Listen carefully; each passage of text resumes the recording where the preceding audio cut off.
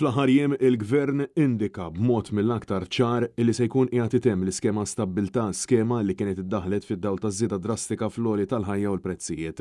Filwaqt li diversi esperti u msieħba soċjali ssaħħu illi l-iskema ftit li xejn ħallit effett anke minħabba li t-tip ta' oġġetti kienu limitati ħafna, imma il-Gvern baqa' jisħaq illi din l-iskema ħalliet impatt kbir. Tal-istess fehma il-Ministru Owen Bonnici. Il-Gvern għamel intervent bis-saħħa tal-iskema stabilità fejn bis-saħħa tiegħu rajna li kien hemm impatt pożittiv ħafna fejn jidħlu il-prezzijiet tal-iktar prodotti. Ftit ġranet biss wara li insista li se jżomm din l-iskema fl-aħħar jiem il-Prim Ministru Robert Abela indika li kien se jwaqqafha għaliex l-inflazzjoni skontu laħqet livelli baxxi. Da minkejja li meta ġiet introdotta l-iskema lura fi frar tal-2024 l-inflazzjoni kienet ta' 2.3% inqas milli propju kienet fawwissu hekk kif kienet ta' 2.4%.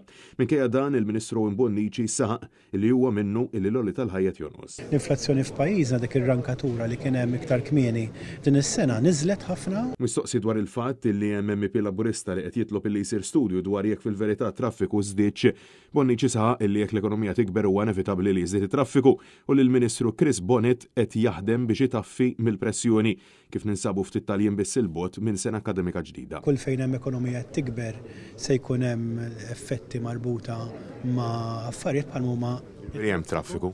Bħal huma it-traffiku jiena m'għandix dubju li l-Ministru Chris Bonnet qed jaħdem tajjeb ħafna biex ikompli għaddej b'ħidma biex naturalment jiġu allevjati dawn il-pressjonijiet. Finalment mistoqsi dwar il-kap eżekuttiv taċ-ċentru tal-Isim Malti Norma Saliba u x'se tagħmel issa li ħarġet mod mill-aktar partiġan u kontestata għall President tal-Labor mingħajr suċċess, il-Ministru Owen Bonnici saħaq li se tibqa' tokkupa din il-kariga jekk tmur lura l-PBS la darba hija sekendet jittieħdu l-passi dakinhar. Il-fatt li ma ġietx eletta jfisser li m'hemm xejn iżommha milli tkompli fil-kariga ta' CEO taċ-ċentru tal-Isim Malti. Fejn jidħol il-fallback tagħha ta' membru tal-istaff tal-PBS, naturalment hemmhekk hemm regoli li applikaw għal ġurnalisti tal-PBS u naturalment dawk ir-regoli jridu jiġu rispettati. Francesco Catania, Net News.